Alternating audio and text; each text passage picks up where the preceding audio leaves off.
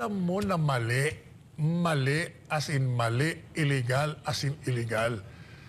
Dapat either mag-resign ka kung hindi mo na masikmura o tumahimik ka na lang. Pa yung mga dating mga nagmamahal kay Presidente Duterte na tinulungan ng Presidente, hindi nyo man lang naisip yun? Speaking of Supreme Court, sinabi po attorney ng isang law professor, and I quote, "Even if the Philippine Supreme Court were to rule that former President Duterte should be returned to the Philippines, I believe the International Criminal Court will not even listen to that ruling. When there is a conflict between international law, jurisdiction over crimes against humanity, and local law, or the Philippine jurisdiction, international law prevails." Sabi po ito ni Attorney Mel Santamaria, dati pong dean ng FEU. Oy Mel, bumalik ka sa law school. Mali ka. International law can never prevail over domestic laws. That's very basic. Kahit the first-year law student, alam yan.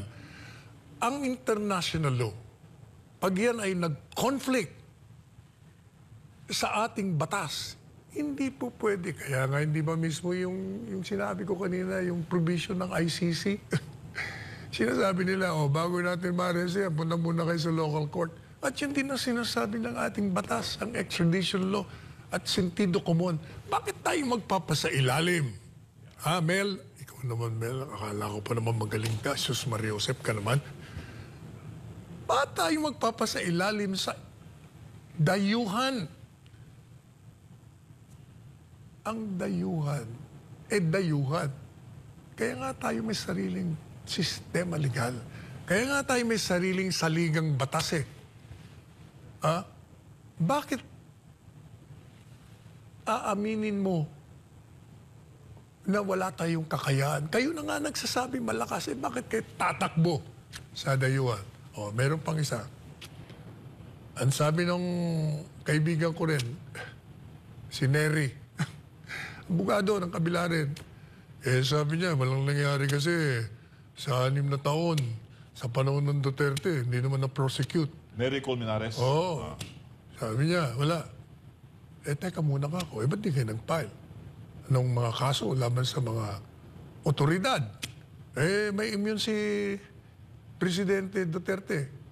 Si Presidente Duterte, immune. Bakit yung mga sinasabi niyo mga iba, hindi niyo pinala ng kaso? That's number one. I-concede ko na immune.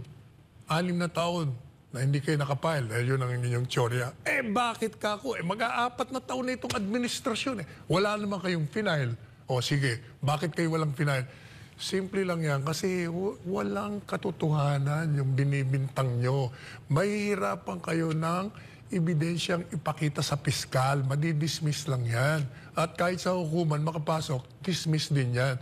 Kaya hindi kayo nakapile sa panahon ng Duterte. Kahit sa panahon ng mayor siya, kasi nga wala kayong ebidensya, hindi totoo lahat ng mga pinagsasabi ninyo. Yan ang katotohanan dyan. Attorney, ano pong masasabi ninyo sa inamin ni DILG Secretary John Vic Rimulya na bunga ng kanilang group effort kung bakit naaresto si Pangulong Duterte? Ilan sa mga pangalan na inilabas niya ay sina Secretary Eduardo Año, DILG ni PR dito, Defense Secretary Gibo Teodoro at si Pangulong Marcos Jr. mismo. Meron pang isa, si Galvez. Di ba nandun din? Parang si Anyo lang sir ang napangalanan niya. Parang nabasa ko kasama. Ano bang papel ni Galvez ngayon? Peace Secretary, OPAP. Peace and... Tama, OPAP Secretary. Anyway, alam po ninyo, yun kaya ho binabas ngayon si Ed Anyo. Kahit kami mga dating kasama niya, talagang tinutulig sa siya. Sapagkat, alam naman ho natin na nagkaroon ng pangalan yan dahil kay Presidente Duterte. Kaya ginawa yan sa cabinet member, naging chief of staff yan dahil kay Presidente Duterte. Alam niya naman, nandun na ako na nasa kabinete siya, pero alam mo na mali, mali as in mali, illegal as in illegal. Dapat either mag-resign ka kung hindi mo na masikmura o tumahimik ka na lang. Pero yung ikaw ay kasama sa plotting, sa conspiracy, pati naman ikaw, Gibo, Diyos ko naman, Brad ko ito sa Sigmaro Nung ito'y tumakbong presidente, nagpagawa ako ng mga t-shirt para sa kanya, sarili kong gastos. Tinulungan ko siya. At ilang beses siyang inalok ng Presidente Duterte na maging Secretary of National Defense. 3 beses yata, 3 beses siyang tumanggi. Tumakbong senador, tinulungan pa rin siya. Pagkatapos, magpa-plot kayo. Magpaplano kayo kung paano nyo aarestuin ng illegal, ididitining illegal, at ikikidnap. Hindi lang yan. Mabuti sana kung maganda naman yung ayos ng ginawa nyo. Talaga namang balasubas ang ginawa nyo eh. Talagang walang hiya ang pamamaraan na ginawa nyo. Sinaktan nyo pa yung mag-ina. Tapos, itong si Presidente Duterte, alam nyo na nga may sakit. Ano ba yung dinala nyo sa ospital? O, sige. Sabihin nyo, hindi, binigyan namin ng attention. Binigyan nyo ng attention. Hindi nyo nga dinala sa ospital. May ambulansya na doon. Hindi nyo pina-examine na nandun kompleto equipments, ospital. Pangatlo, hindi nyo binigay yung mga prescribed medicine niya. Kaya nakita nyo, nung nagsalita, napansin mo ba? Nagsalita siya, naka-Amerikana nga siya, pero ang boses niya, garalga, parang, ang tingin ko, anong nangyari sa presidente? Baka na mild stroke na ito. Siyempre, yun bang kinaladkad mo yan eh. Hindi nyo na pinagpahinga, hindi nyo binigyan ng medisina. Pagkatapos pinabiyahe niya ng ilang oras yun, 16 na oras, mahigit. Talagang pinapatay niya yung tao. Tapos kayong mga dating mga nagmamahal kay Presidente Duterte na tinulungan ng Presidente, hindi nyo man lang naisip yun. Kaya galit na galit sa inyo ang taong bayan, binabash kayo ngayon. Sir, ito may naglabas po ng mensahe ngayon. Isang senador, sahin ko yung pahayag niya. As chair of the Senate Committee on Foreign Relations, I am calling for an urgent investigation into the arrest of former President Rodrigo Roa Duterte, an issue that has deeply divided the nation.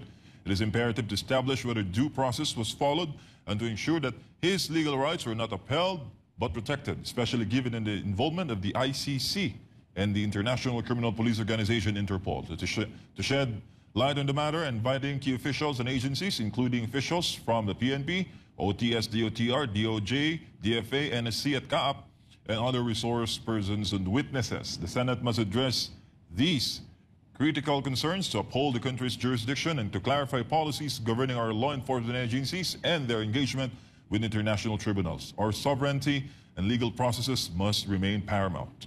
Senator Amy Marcos. Naku! Balat kayo pala ang buhay sa mundo. Alam mo, napaka-hipokrito mo. Dapat, nung nagsisimula pa lang, binibira mo na ng binibira yan.